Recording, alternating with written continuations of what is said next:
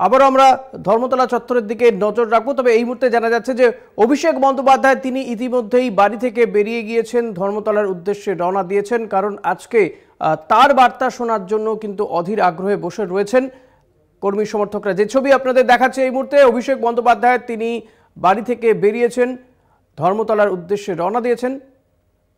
তৃণমূল কংগ্রেসের second in command Abhishek Bandyopadhyay আজ ২১-এর সভামঞ্চে প্রধান বক্তা মমতা বন্দ্যোপাধ্যায়, পাশাপাশি বক্তব্য রাখবেন অভিষেক বন্দ্যোপাধ্যায়ও।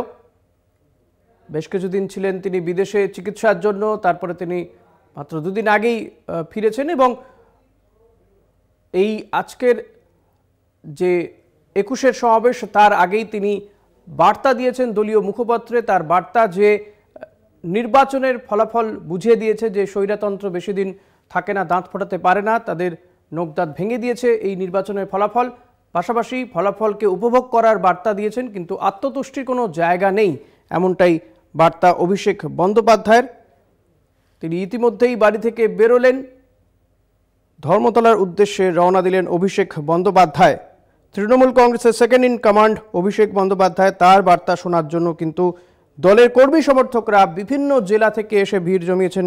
কেউ বা গতকাল রাত থেকে এসেই ভিড় করেছেন ধর্মতলার সভামঞ্চের চত্বরে।